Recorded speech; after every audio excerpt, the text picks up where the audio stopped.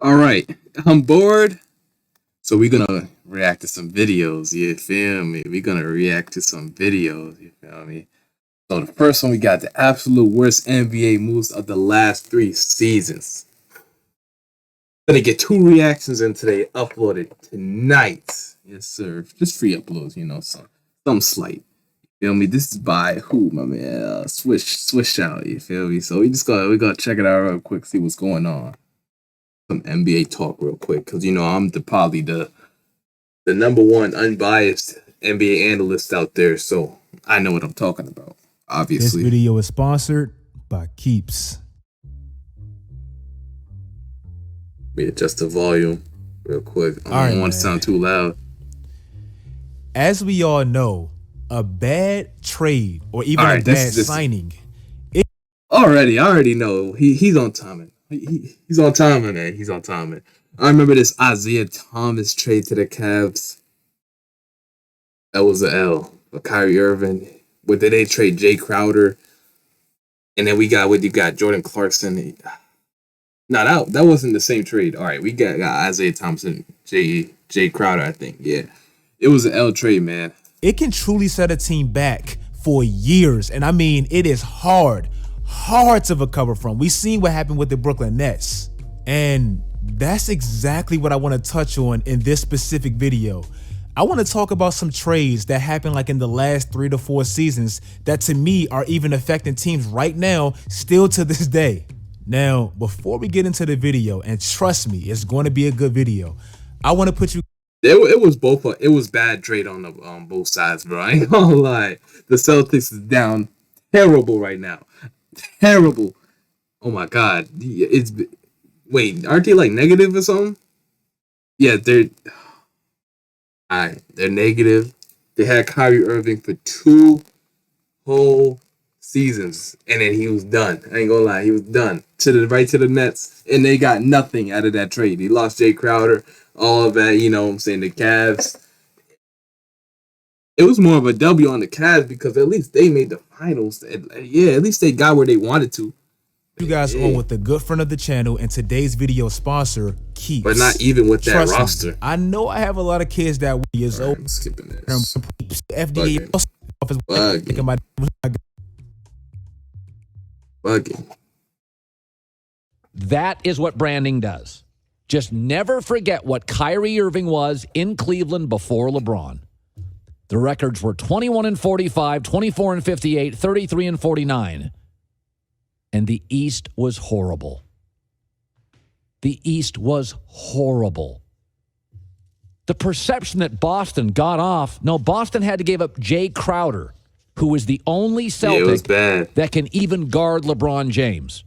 Essentially, the Cleveland Cavaliers in this deal got 95% of Kyrie Irving and the one guy Boston had who could truly defend LeBron James. When the Boston-Cleveland trade went down, please tell me everybody not named Colin Cowherd. We all knew that Boston clearly got the better player, right? Like there was no confusion in that. And like the first 4 to 5 months of this trade, it really seemed like Boston damn near robbed Cleveland for Kyrie Irving or something like that, because Isaiah Thomas only played a few games with Cleveland. It clearly didn't work out. And Kyrie Irving made it seem like he wanted to be in Boston long term.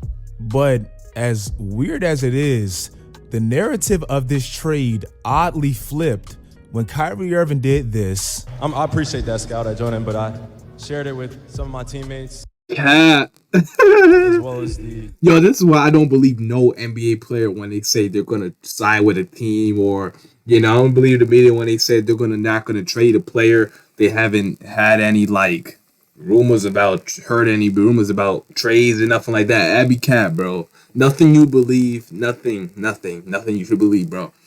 This man John Wall said he didn't request a trade, and a week later he got traded to the Rockets. Never. He said he didn't even know about no trade rumors, and he got traded to the Rockets. Not even a week later, bro. It be all Cap. Same thing with Kyrie. Everyone else in Boston, you guys will have me back. I plan on re-signing here next year. Boom! So, I appreciate it. And when Cleveland selected Colin Sexton with that pick they got from Boston, no, it didn't help them, keep LeBron or anything like that. But Isaiah Thomas was probably always going to be a rental, even if he was healthy. He was never going to be a Cavalier long term. And at least you shored up your point guard for the future. Meanwhile, Boston got Kyrie, never won anything with Kyrie. Regular season with Kyrie. Damn. They won more without Kyrie. And they made it to the Eastern Conference Finals without. Yeah. They better off just giving the keys to Jason Tatum and Jaylen Brown now, especially since they got Kemba and he's not really playing crazy without good. Kyrie, got finesse. Just get they need like a defensive guard or something. They need like more defense, a defensive guard and a real like good big, and then they'll be straight. Kyrie, and to be honest, this goes directly into the next terrible signing. I know Kimball Walker has battled injuries, and I'm not even talking about specifically his health. But even at the time when Danny Ainge pulled the trigger and signed Kimball Walker, it never really made too much sense to me. I know you lost Kyrie Irving, and I know people talk trash on Kyrie Irving and all that, but teams, you typically don't get better losing a Kyrie Irving. I understand that. But signing Kimball Walker, especially to the contract you did, it always felt panicky to me, especially for a team like Boston. The Celtics and Boston, that's never been an organization or even a city that plays for mediocrity, like ever. They always have a championship expectations, especially if they're good. So when you sign Kimball Walker to a max contract, and he probably doesn't take you to a championship level even back then. I know he's progressively gotten a little bit worse, but when you do that, it almost feels like you were just keeping up with the Joneses at the time. Please try to keep into perspective. You see, Terry Rozier, I feel like they would have kept him. That would have been better. I ain't gonna lie. He made like less money, basically putting up the same production as Kemba right now. I ain't gonna lie. I would take Kemba. I would take Scary Terry. I ain't gonna lie. But they already did it. I ain't gonna lie. They already did it. They gotta reap what they sow now. Okay. Exactly where the NBA was at that. Oh yeah. Russell Westbrook was one of the worst ones. Yeah. Al Horford, bad. LeBron 80, good. Jimmy Butler, good. You know what I'm saying? Specific time. Everybody was going everywhere. KD was leaving Golden State. Russell Westbrook got traded. Paul George got traded. Like the NBA was going everywhere. And I feel like Boston kind of seen that, lost their best player, Kyrie Irving, and hit the panic button, bro. Also, even on another level, bro, it was pretty bad because of the Gordon Hayward signing. I know Gordon Hayward is pretty much regarded as one of the worst, if not the worst, Boston Celtics signing of all time. You gave him a lot of money, and he didn't really give you anything. Nah, he was actually trash. If you really look at it, you lost Kyrie Irving, a very ball-dominant point guard, replaced him with Kimball Walker, another ball-dominant point guard. You have two emerging players with Jason Tatum and Jaylen Brown on the wing who's great on ball, and you were basically paying Gordon Hayward a lot of money to be a fourth option. What did you want him to do? You know, when he went there and joined his old coach, he was basically told he was going to be the number 2 option at least, and possibly the number 1 because Isaiah Thomas is very undersized. He got injured and ultimately became the 4th option, bro. Like, that's not really his fault. Next, and very unfortunate for Minnesota, they have the worst luck ever, bro. We have to talk about the Jimmy Butler trade, man.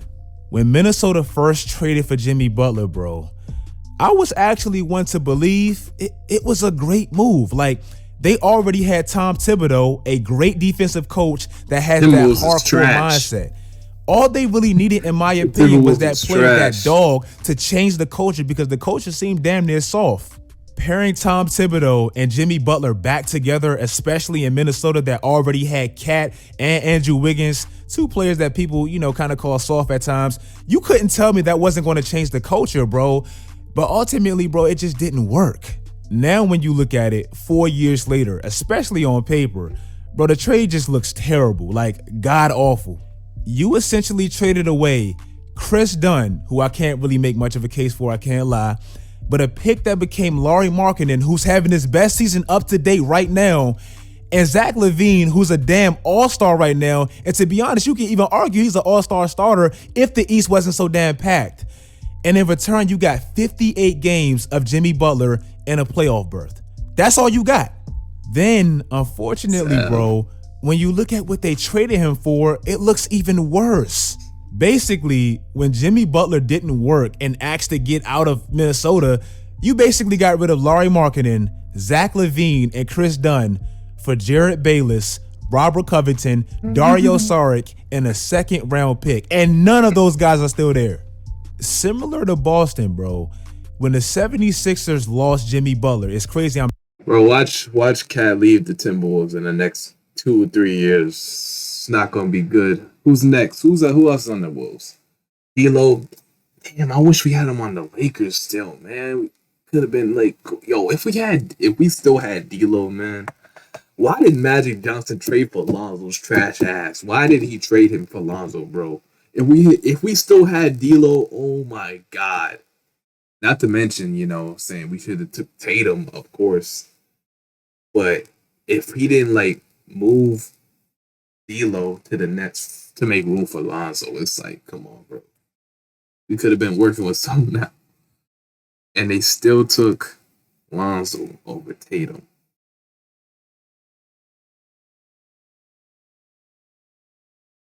Could have been LeBron, AD, and Tatum right now. Or LeBron, AD, and D'Lo. But no, he want to fall for the hype. It's just sad. I'm doing this stuff all kind of in order. When they lost Jimmy Butler, again, I feel like they panicked. You don't get better losing a player like Jimmy Butler. And again, remember where the NBA was. Everybody was going everywhere. The finals MVP even left his team. So the NBA was in a crazy ass mode. And when Jimmy Butler left, they overpaid Tobias Harris. Let's be honest, he's a little overpaid. I love Tobias, but I don't think he's worth all that. And they signed a player that doesn't fit, never really made sense, and honestly made your team worse. In the year of 2020, bro, a 3-point error, they basically rolled out a lineup to their fans with basically 4 power forwards. $109 million for Al Horford? None of which who can really shoot, and Josh Richardson. And then on top of that, the player that gave you any type of 3-point shooting and floor spacing, they wouldn't quote unquote. Ben Simmons 20%? Hell nah. Well, he only shot 2 3? Wait, he probably shot 3 threes in the whole season, made one of them. Yeah, so that's probably yeah. But his true shooting is probably 6% from 3. Overpay him because I guess he was too expensive. It just made no sense, bro. They are so lucky, and I mean so lucky. There's a team called the OKC Thunder right now who's basically willing to take on any bad contract for picks. They all in for the 2020s and all that, and they saved that team because if they didn't, you may have been stuck for years with a terrible contract and a terrible fit. And lastly, and I'll talk about it really quickly because it's not like it's a superstar, but it is a really significant move for the best team in the NBA right now. Jordan Clarkson, who's the unquestioned 6th man of the year right now, bruh. He got dealt to Utah for 2 bags of hot Cheetos and a Canada Dry. Dead ass. That's what he got dealt for, and it's clearly working out for Utah. If you guys like this video, don't just leave the video, bro. Like the video. Yeah, Cleveland. Also, nobody I have wants to thank to be you guys in Cleveland, again bro. for the love the face cam videos have been getting. Cleveland. Like I said, and like I told you, I end that video. I'm gonna give you guys these type of videos during the day, the video you just watched right now, and the face cam videos at night, just to diversify my content and give you guys more content. Y'all seem to be enjoying them. You know what I'm saying? There's no thing to do it, so I will continue to do it. Follow my social media sites, like the video if you guys like the video, and do all that great stuff, guys. And until next time, as all. Yeah, leave a like on this video, man. Feel me? I ain't gonna lie, this has been up some bad trades. Been some bad trades in the past 5 years in the NBA, man. I'm sorry, but the Lakers caught it the worst. Facts. No cap.